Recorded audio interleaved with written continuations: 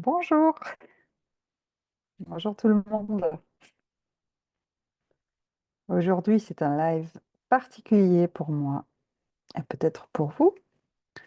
Il est particulier parce qu'il a pour thème le pouvoir et que pour un live qui a pour thème le pouvoir, j'ai décidé de renoncer au mien.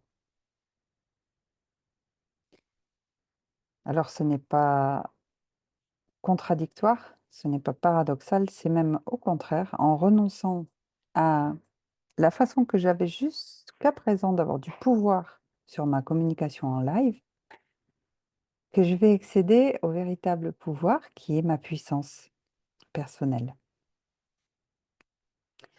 Quand Mel Courniou de l'agence Up a proposé ce thème du pouvoir, elle avait en tête quelque chose de positif. L'idée, c'était d'aller conquérir son pouvoir personnel en 2025, l'année du pouvoir. C'était son chemin à elle, sa symbolique à elle du pouvoir était positive. Et de manière assez percutante, moi, quand j'ai vu le mot pouvoir, je l'ai perçu comme quelque chose d'indésirable. Parce que je ne l'ai pas perçu comme le pouvoir envisagé comme la puissance, mais je l'ai perçu comme le pouvoir envisagé comme le contrôle.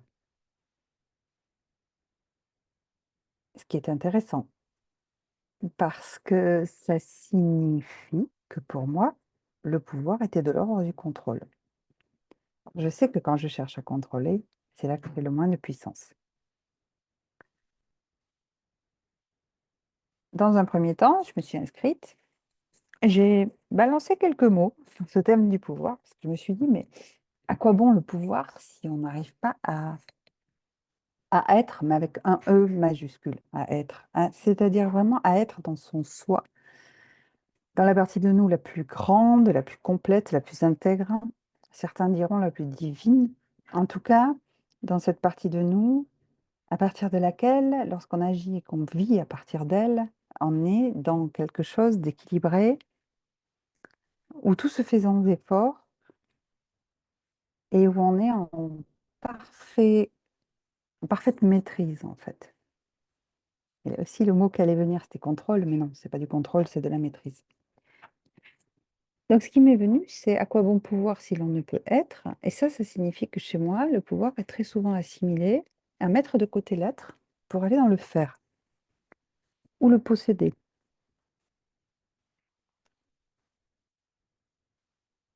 Une des façons, par exemple, que moi j'avais d'aller dans le pouvoir, c'est lorsque je préparais un live, donc lorsque j'ai vu ce thème, après avoir jeté quelques mots sur la question que ça me menait à me poser.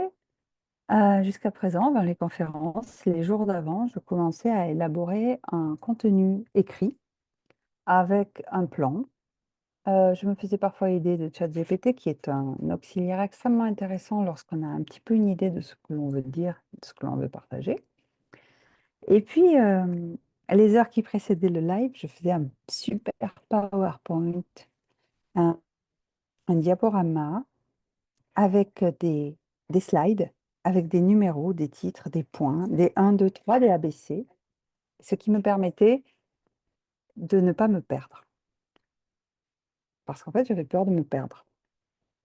Et le résultat était une perte totale de pouvoir, puisque quand je m'astreins à vous parler en 1, 2, 3, ABC, c'est comme si je devenais toute petite à l'intérieur et toute la brillance de mes idées, toute leur puissance, leur variété, leur côté incisif, percutant, tout ça, je l'ai d'habitude. Je l'ai quand je suis seule avec vous en séance. Je l'ai quand je suis en petit comité avec vous, dans un échange entre coachs ou bien une formation. Si je donne une formation avec un petit groupe, je sais toujours où je vais. euh, les idées fusent. En fait, elles m'arrivent. J'ai abondance d'idées, j'ai qu'à piocher, tout est là. En revanche, sitôt que j'essaie de m'enfermer dans un format 1, 2, 3 ABC, c'est comme si tout s'appauvrissait, la lumière se réduit. Et en même temps, L'idée de me lancer sans le format 1, 2, 3 ABC me faisait peur. Alors, vu que là, j'ai réalisé que ce thème de à quoi bon pouvoir, si on ne peut être, venait me percuter en plein, venait me chercher. En fait, c'était à moi-même que je m'adressais avec ce titre. J'ai laissé la semaine, et même les 2 dernières semaines, passer dans une forme d'inconfort, en me laissant vivre, en fait, les peurs qui émergeaient. J'ai arrêté de tenter de les contrôler en préparant le live. J'ai arrêté de les fuir en laissant de côté l'idée d'annuler le live, qui m'est venue, bien sûr. Et ben, je me présente là, comme ça, devant vous, sans avoir rien préparé. Mais en fait, je suis beaucoup mieux préparée que d'habitude de n'avoir rien préparé. Parce que ça m'a permis, en fait, de voir émerger toutes mes limites et mes peurs. Et de quitter la tentative de contrôle pour avoir du pouvoir, pour aller vers quelque chose de beaucoup plus maîtrisé. La première des maîtrises que j'ai acquises, c'est de comprendre quelles étaient les pensées et croyances qui faisaient que me présenter en live devenait un problème et une difficulté. Et ça, c'est l'un des points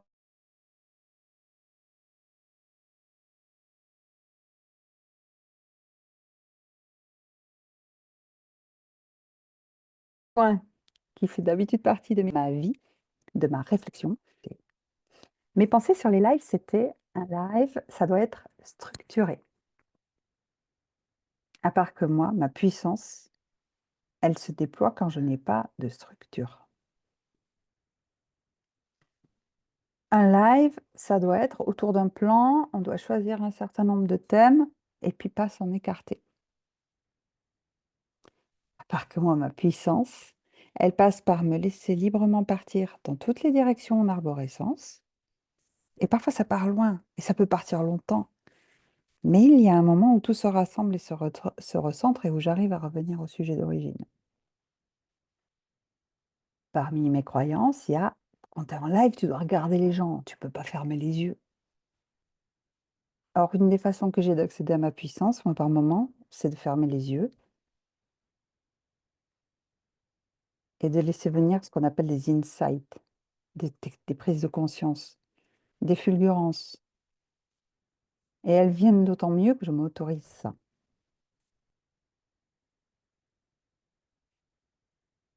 J'avais aussi l'idée qu'un live, ça doit avoir une durée bien maîtrisée, bien contrôlée. Et je surveillais l'horloge pour être à l'heure. À part qu'en fait, mon subconscient sait très bien l'heure qu'il est, connaît très bien le déroulement du temps. Et si je lui confie la gestion de la montre, mon live commencera et finira à l'heure. J'ai juste à lui faire confiance. Et ça, c'est un super pouvoir, en fait, la confiance. Donc, ces réflexions m'ont accompagnée en même temps que les peurs qui allaient avec. Mais déjà, d'avoir pu observer quelles étaient les pensées que je me racontais qui me mettaient dans l'inconfort et dans ce besoin de contrôle, ben, ça fait que hier, je me suis dit, mais je m'en fous, j'y vais. Et j'y vais, puis j'y vais dans la rencontre, comme quand je vous croise dans la rue ou quand je vous croise en séance ou n'importe où, en fait. J'y vais et on voit ce qui se passe. Et je ne vais pas mourir. Et là, ça me permet d'enchaîner sur le deuxième point. Le pouvoir, ça sert souvent à contrôler nos peurs. Prendre du pouvoir, exercer le pouvoir, c'est s'armer. S'armer d'un costume, j'ai mis mes jolies boucles d'oreilles, comme si c'était un élément d'armure pour prendre du pouvoir sur la situation qui, autrement, m'échapperait. Les peurs, c'est souvent lié à des traumas. Je serais incapable, là, à cet instant, de vous dire pourquoi j'ai peur d'être en live, alors que je fais parfois des lives très spontanés. J'ai aucune difficulté à parler en public, même devant un grand nombre. qu'au fond, je me fous totalement de savoir ce que vont penser les gens qui vont regarder ce live. Je suis juste là pour transmettre, mais c'est même pas mes idées. Disons ma sagesse. La sagesse acquise à force de travail avec les émotions, de travail, de mise en conscience, d'observation. Euh, Au fond, il n'y a pas d'enjeu. Soit c'est vu, soit c'est pas vu, soit ça plaît pas, mais dans dans le monde rationnel, il n'y a pas d'enjeu. Il y en a même vraiment, vraiment pas. Il y a foultitude de lives sur YouTube. Tu regardes celui-là, tu le regardes pas. Où est l'enjeu? Donc là, ça veut dire que je touche à des peurs qui n'ont finalement rien à voir avec la situation. Donc à des peurs trauma. Alors c'est quoi la peur trauma? La peur, c'est une émotion qui est énormément utile et qu'il ne faut surtout pas chercher à ne pas vivre. Et d'ailleurs, si tu fais partie des gens qui disent: «Oh, moi, j'ai pas peur, j'ai peur de rien, j'ai jamais peur», tu te mens. La peur est nécessaire à la survie. La peur, c'est un système d'alerte. Attention, quelque chose n'est pas OK. Ça peut être pas OK pour la survie physique ou ça peut être pas OK pour la survie psychique. Mais en tout cas, c'est un système d'alerte et il est important d'avoir peur à certains moments pour recueillir l'information qui est contenue dans la peur. Pour prendre un exemple concret, la peur, c'est l'information que tu vas avoir en rencontrant quelqu'un. Mettons que tu sois en train d'essayer de rencontrer l'homme de ta vie ou la femme de ta vie, et puis, euh, et puis tu vas sentir quelque chose qui est pas OK, tu vas sentir que tu as la trouille. Pas juste la petite peur où ça t'émoustille un peu, le mélange de peur et d'excitation, de peur et d'envie d'y aller. Là, non, c'est pas ça. Tu vas sentir quelque chose de l'ordre du sombre. Et puis, il peut y avoir d'autres peurs par-dessus, comme la peur d'être seul, la peur de manquer d'argent, la peur de devoir tout gérer seul, qui vont venir s'en mêler. Tout ça, ce sont des peurs traumas. Elles peuvent nous conduire de manière, sous forme d'un schéma répétitif, en fait, à engager quand même la relation, malgré des signaux de peur qui n'auront pas été entendus, parce que d'autres peurs sont encore plus fortes et seront venues créer une totale confusion qui fait qu'on aura coupé le lien avec notre part sachante, notre part éclairée, et qu'on ne sera pas allé recueillir l'info qui est contenue dans la peur d'origine.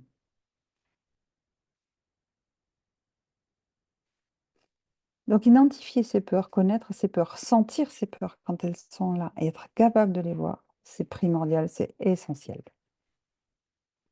Quand on ne le fait pas, en fait, elles nous dirigent exactement là où on n'a pas envie d'aller. C'est-à-dire que si on n'écoute pas les inconforts, les tensions, les moments où la lumière s'assombrit, euh,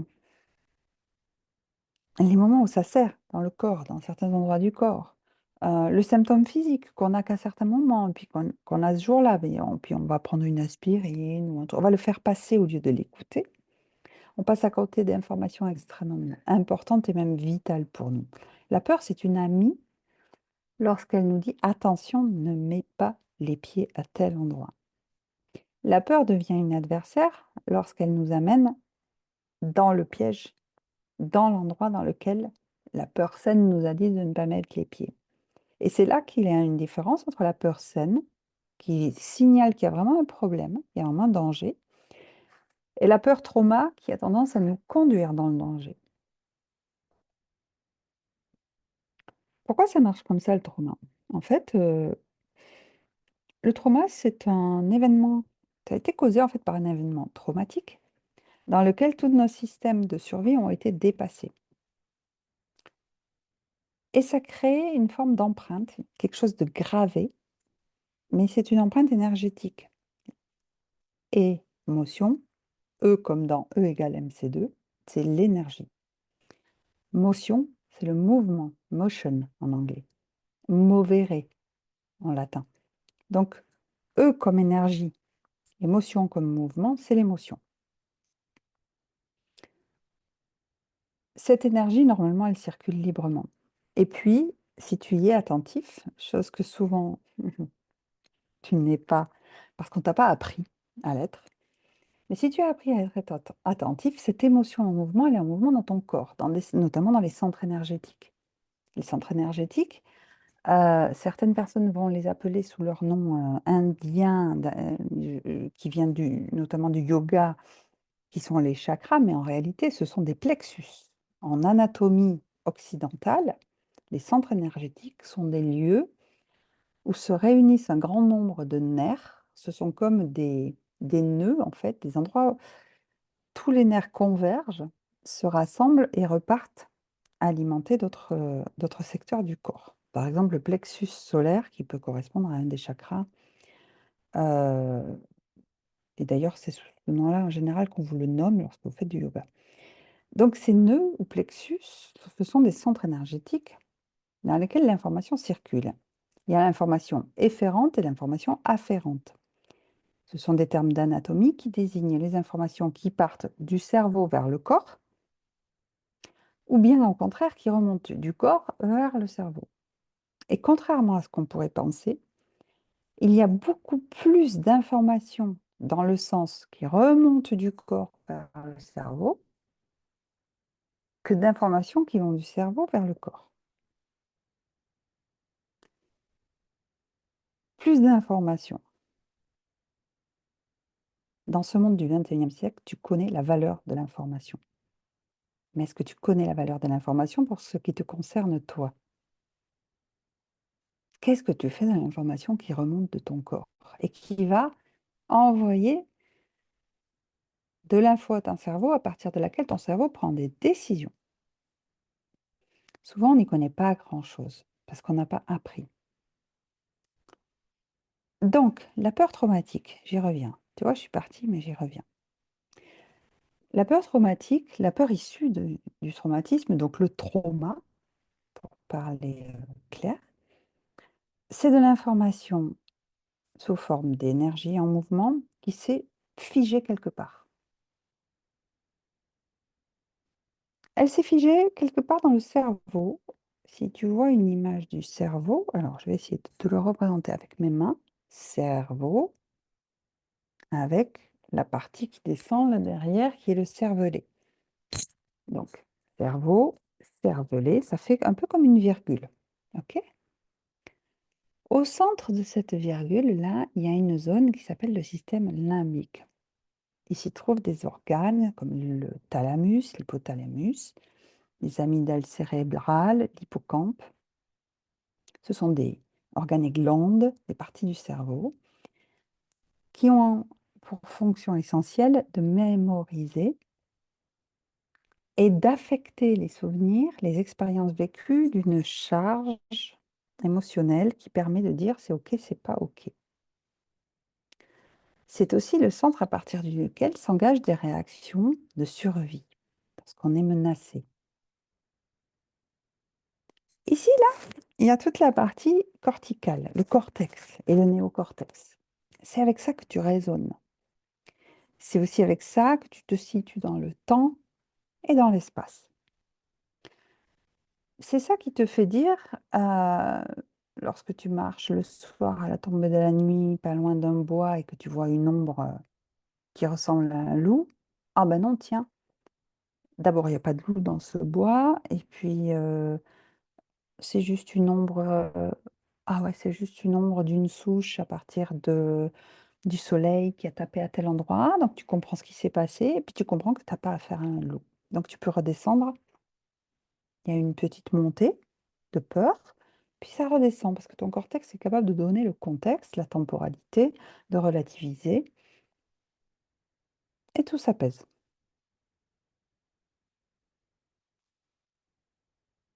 Dans le cas d'un trauma, la connexion entre ces centres du cerveau dans lesquels sont gérées les émotions et la mémoire et le cortex, elle est coupée. Elle a été coupée pour une très bonne raison. C'est que les parties les plus complexes du cerveau, les plus cérébrales en quelque sorte, les plus intellectuelles, les plus raisonneuses, sont plus lentes que les parties dédiées à la survie. Les parties dédiées à la survie, on les partage avec les autres mammifères, mais également avec les reptiles, avec tous les animaux en fait. Elles sont plus primitives, elles sont moins complexes, plus simples, mais plus rapides aussi. Ça a de l'importance lorsque on croise un loup. Il vaut mieux laisser nos réflexes réagir parce qu'ils vont capter beaucoup d'informations sans avoir besoin de l'analyser pour choisir la stratégie la plus adaptée pour la survie. Cette stratégie va se faire à notre insu, en tout cas l'insu de nos parties conscientes, mais elles vont augmenter nos chances de survie. Problème. Dans le trauma, il y a eu un ou des événements traumatiques qui peuvent remonter à un temps très, très, très, très, très ancien. Le fœtus vit des expériences traumatisantes. Je vais en prendre une en particulier. Nombreux sont les, les gens qui ont eu un jumeau ou une jumelle in utero dans le ventre de leur mère. Et puis, pour une raison X, ce jumeau ou cette jumelle décède, ne mature pas. Le fœtus vit un décès, vit un deuil et vit quelque chose d'inquiétant. Alors, je ne vais pas rentrer dans les détails de ce qui peut être vécu. Il y a un auteur très intéressant à ce sujet. C'est l'auteur de la méthode TIPI, TIPI, euh, dont j'ai perdu le nom, et je vais te le dire tout de suite, parce qu'il faut rendre à César ce qui est à César. Euh, Son prénom, c'est Luc. Et ce Luc, il a beaucoup, beaucoup travaillé sur le trauma. Et je crois que c'est ce nom-là. Il a beaucoup travaillé sur le trauma. Il a constaté que dans un grand nombre des gens qu'il accompagnait lorsqu'il est arrivé, voilà, c'est Luc Nicon, Nicon. Il a constaté que beaucoup de gens qu'il accompagnait avaient des souvenirs qui pouvaient se rapporter avec la perte d'un jumeau in utero et que ça pouvait déclencher un grand nombre de phobies, notamment la phobie des araignées, euh, mais d'autres encore. Tout simplement parce que quand tu as un petit morceau de ton jumeau qui est avec toi dans l'utérus et puis que ce morceau meurt, souffre, est évacué, se décompose, et bien, il peut y avoir tout un tas d'expériences super désagréables. Et le fœtus, il a déjà un système nerveux. Donc l'expérience désagréable, elle s'imprime. Je prends cet exemple exprès parce que dans le trauma, quelque chose qui est vraiment difficile à appréhender, c'est que beaucoup de nos traumas sont préverbaux. Ils sont arrivés avant qu'on ait le langage, qu'on ait acquis le langage. Moi, ça peut être une utero, ça peut être pendant la naissance. La naissance est souvent traumatique. Euh, c'est quelque chose que j'ai beaucoup rencontré en crânio-sacré biodynamique. C'est une discipline où on pose les mains sur les gens et on rentre en contact avec des schémas. On rentre en contact avec la santé, en fait, en essayant de la favoriser en la reconnaissant dans le corps. Ça peut ressembler à ce que font les magnétiseurs, ça peut ressembler sans doute à des disciplines que tu connais, que moi je ne connais pas, mais toutes les disciplines qu'on appelle énergétiques. Et dans les schémas de santé ou de non-santé, on rencontre souvent des schémas de naissance, parce que la naissance, ça peut être très traumatique. Et à un moment donné où le bébé, il est très, très, très, très comprimé dans, dans le ventre de sa mère, il est temps qu'il sorte. Et celui qui choisit de sortir, c'est le bébé, hein, c'est pas la mère. Et ça ne devrait pas être l'équipe qui accompagne l'accouchement, même si aujourd'hui, pour des raisons de- médicales ou peut-être économiques, les accouchements sont de plus en plus déclenchés. Mais celui qui déclenche l'accouchement, c'est le bébé. Et au moment où le bébé veut sortir, il est très serré dans le ventre, il veut sortir parce qu'il est temps, et il va rencontrer ce qu'on appelle le canal de naissance. C'est quelque chose qui est étroit, ça peut ne pas s'ouvrir assez vite. Il peut y avoir la détresse respiratoire, il peut y avoir de la douleur physique, euh, il peut y avoir le stress de la mère. Et l'accouchement peut être terriblement traumatique. Il peut même être traumatique s'il est en quelque sorte trop assisté. Euh, la sortie, normalement, l'enfant la provoque, l'enfant l'engage et il a l'énergie pour. Et si elle se fait tout à fait facilement,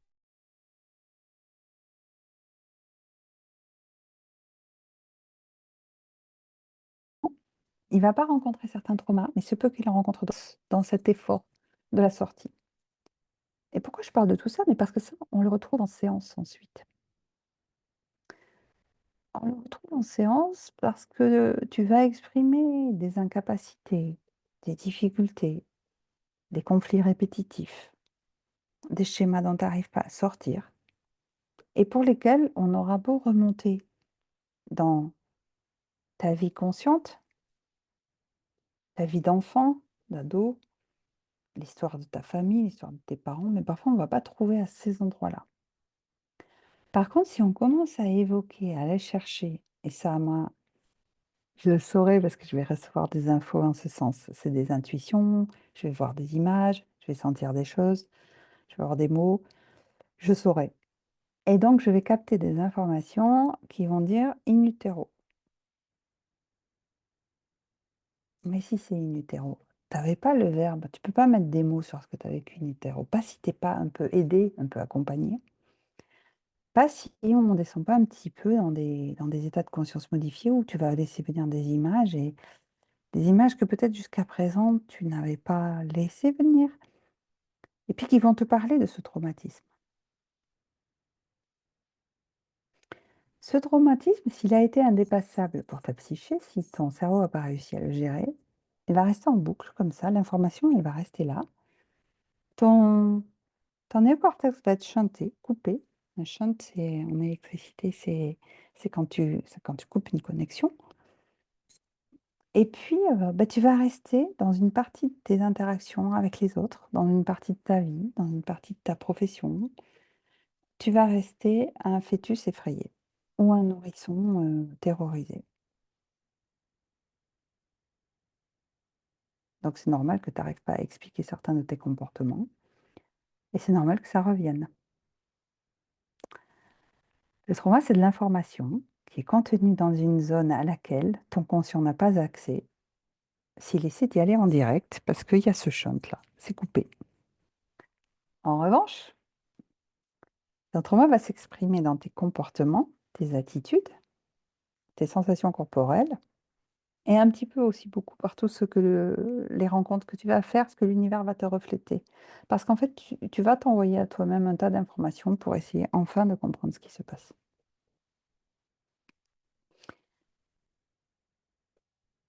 Donc, je reviens à ce que je t'exposais à l'origine, la différence entre les peurs saines, qui sont de l'information en circulation, et les peurs traumas. Et les peurs traumas, c'est de l'information en boucle dont tu n'arrives pas à te dépêtrer. Pour raccrocher ça à mon thème, à quoi bon pouvoir si on ne peut être? Dans les circonstances où tu as tendance à perdre le contrôle, à être confronté à des schémas répétitifs, à ne pas arriver à ou te sentir toujours embarqué dans tous ces moments en fait où tu perds le contrôle, la tentation, ça va être d'en rajouter du contrôle et de prendre le pouvoir. Et de prendre le pouvoir avec quoi? Avec la raison. On va raisonner, on va se raconter des histoires qui expliquent que. À prendre le pouvoir également avec la dissociation. On va prendre tout ce paquet-là qui est vraiment frelaté, chelou, incompréhensible, confus. On va le mettre de côté. On va dire ça n'existe pas.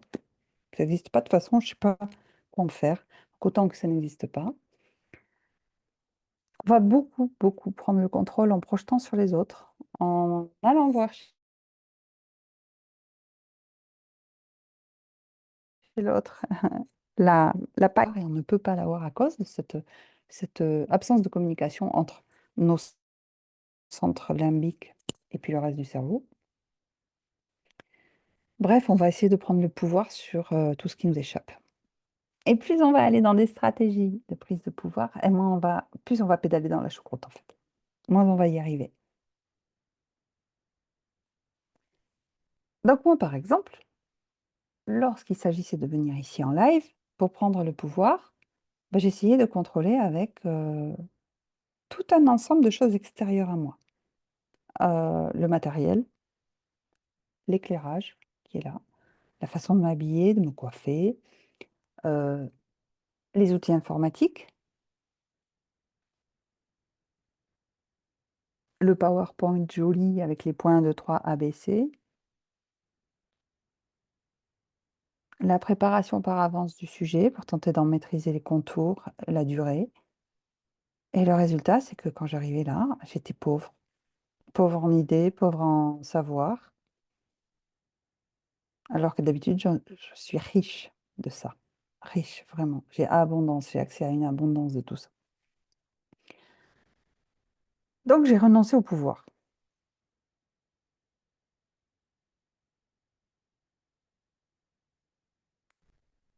Je renonce au pouvoir. Voilà. J'ai les mains vides, j'ai rien préparé, et je suis là. Et là, c'est mon être qui est là. Alors, ça fout un peu la trouille. Mais c'est ça qui est intéressant. C'est qu'en voyant mes peurs, ça me permet de me mettre en contact avec cette partie-là au centre du cerveau, là, celle-là. Déjà parce qu'elle est vue, elle est reconnue, et que ça me permet de prendre contact avec mon corps. Et là, pendant que je te parle, en direct, je vais aller chercher dans mon corps, elle est où cette peur?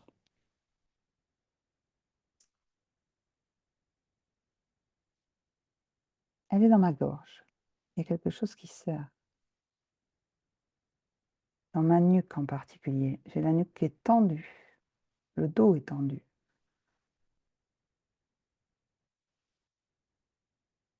Et là, tu viens de voir que de la reconnaître,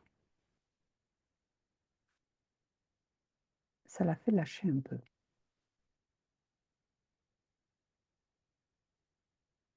Et là, je pourrais avoir encore plus peur et me dire: «Oh là là, mais ça fait trop longtemps que tu fermes les yeux devant la caméra».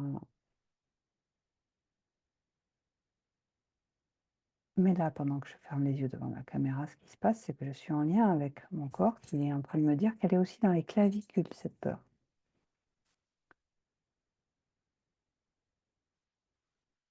Et tu vois là, quand ça soupire,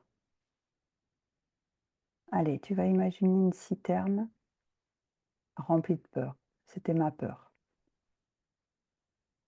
Juste avant que je ferme les yeux, elle était pas loin de 10 sur 10, hein, le remplissage de la citerne. Là, elle est à 8.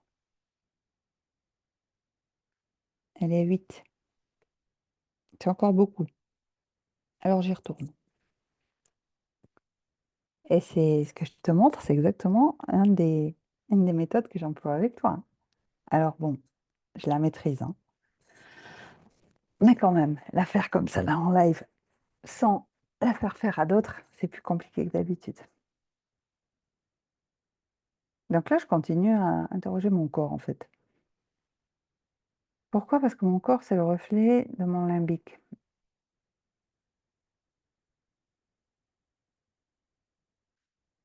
Il y a quelque chose également ici, là, dans la colonne d'air, l'endroit où normalement ça devrait respirer librement. C'est un peu serré, c'est un peu comme vissé.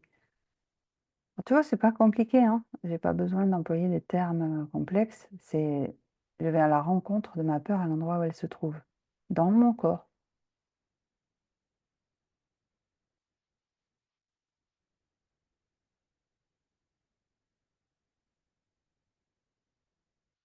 Alors le risque pendant qu'on fait du nettoyage émotionnel, comme je suis en train de faire devant toi et avec moi, c'est parfois de dissocier un petit peu, de partir dans des pensées. C'est peut-être ce qui t'arrive en général. Des rêveries, des pensées. Bon, c'est pas compliqué quand ça arrive, c'est pas grave. Juste, il y a juste à se ramener dans le corporel. Le un truc qui peut aider, c'est de rentrer en contact avec les contours du corps, une façon de se réassocier, de sentir le contact de son corps sur la chaise également, ou sur le sol.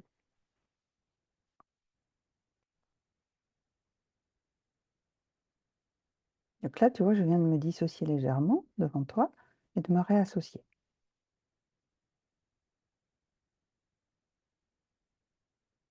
Et si je continue à rester en contact avec mes sensations corporelles, comme je le ferais avec toi si nous étions en séance,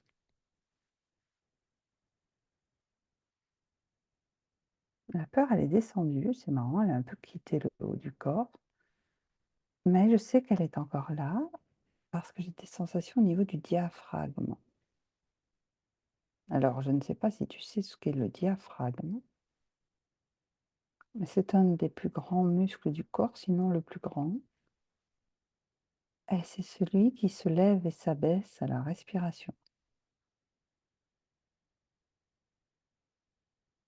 Diaphragme bloqué sous l'effet des peurs, c'est un grand classique.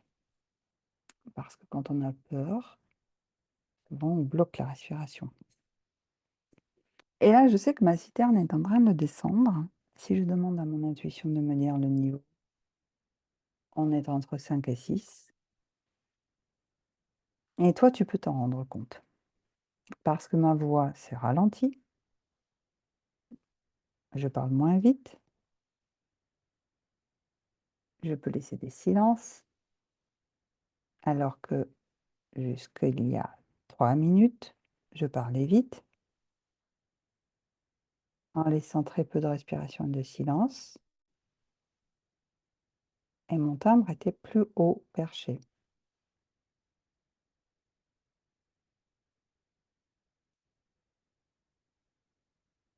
Voilà, un nettoyage émotionnel en direct. D'habitude, je le fais vivre aux personnes qui regardent. Mais là, il y a personne qui regarde, ça se joue entre moi et moi. Par contre, il y a quelqu'un qui écoute derrière moi dans la pièce. Et ça aussi, ça peut générer de la peur. Donc c'est intéressant parce que je la sens. Et je la sens dans mon dos. Alors, l'exercice que je viens de faire, il peut paraître très simple en apparence. Il l'est d'ailleurs, hein. En revanche,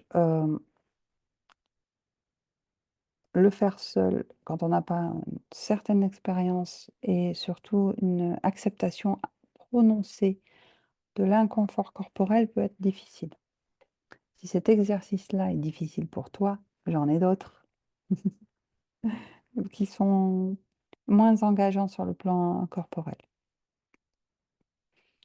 Je t'ai donc parlé de reprendre le pouvoir en le lâchant. Là, je l'ai lâché. Là, pendant 5 minutes, j'ai tout lâché.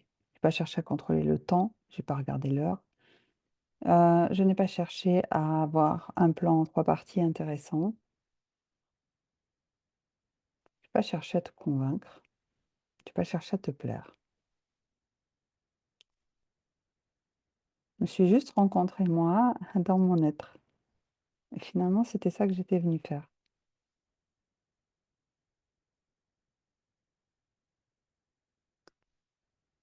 Donc j'ai repris d'une certaine façon, du pouvoir en l'abandonnant complètement. Maintenant, je voudrais te parler de lâcher prise. C'est une des injonctions qui peut être extrêmement pénible à entendre, le lâcher prise, parce que si tu es là en train de me regarder, c'est que tu fais partie des gens qui le recherchent ou à qui on a dit il faut lâcher prise. Et puis il est possible que tu n'y arrives pas, que ça t'énerve.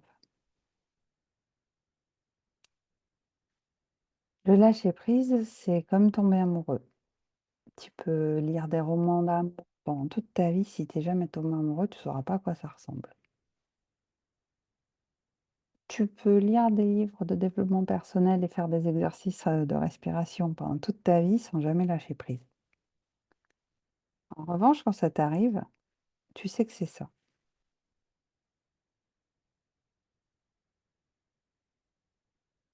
Alors tu vas me dire, mais comment on fait? Comment on y va si c'est quelque chose qui nous tombe dessus sans qu'on puisse aller le cultiver, le chercher. Eh ben, on y va en allant observer ses propres pensées de contrôle. On y va en allant se rencontrer dans ses peurs comme je viens de le faire. On y va en se faisant aider, accompagner bien sûr, parce que c'est beaucoup plus facile de lâcher prise quand on est porté, tenu par quelqu'un. Ça me fait penser à l'enfant qui doit s'élancer pour marcher. Les premières fois, il est soutenu par l'adulte. Quand on lâche prise, on acquiert un contrôle total en réalité. Parce que toute la puissance qu'on mettait à tenir, à accumuler des outils, à contrôler notre image en particulier, ça on y passe beaucoup de temps, surtout nous les coachs et thérapeutes en ligne.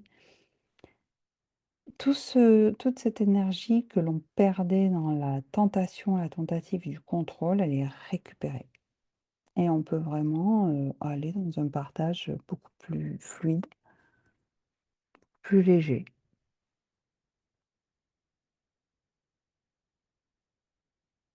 Je crois que j'ai fait le tour de ce que je voulais te dire aujourd'hui. Je voulais te dire deux choses. C'est les pensées du contrôle et les sensations corporelles du contrôle. Tu les as tout le temps avec toi. Va les rencontrer. Ose aller les rencontrer. Ose rester avec comme je viens de le faire, même s'il y a du public autour, même s'il y a la caméra. N'aie pas d'objectif. J'avais pas d'objectif là. Je savais pas ce qui allait se passer. Pas d'attente. Pas d'attente égale pas de déception.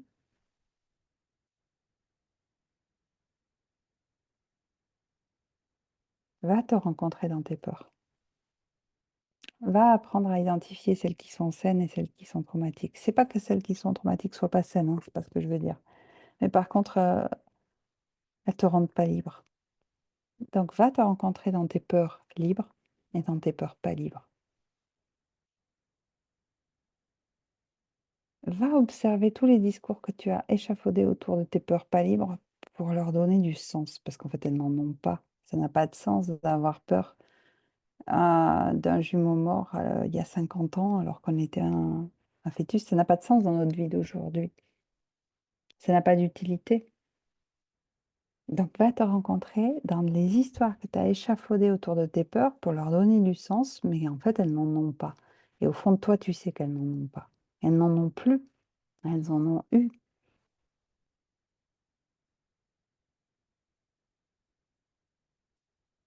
Si c'est un outil qui est bon pour toi, prends la plume et écris ça.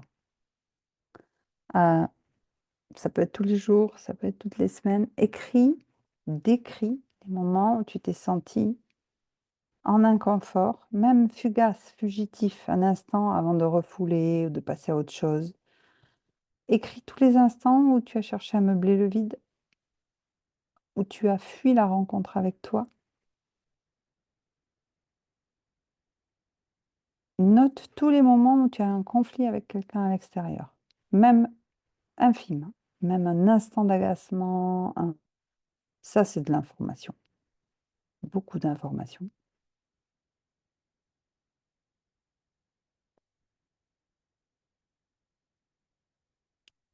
Décris, et ça c'est peut-être le plus difficile, les zones où tu ressens de la confusion, où à chaque fois que tu essaies d'aller voir, c'est confus, ça se trouble, ça se brouille. Et tu as beau essayer de saisir le sujet, tu as beau sentir que c'est important pour toi, à chaque fois que tu essaies de comprendre, tout reste embrouillé. Alors là, c'est un travail un peu plus difficile, mais essaie de trouver ce qui n'est pas, ce qui est visible, euh, avant que ça devienne confus. Il y a des petits bouts qui sont visibles. Il m'arrive ça, je ressens ça. Écris, pose, dessine.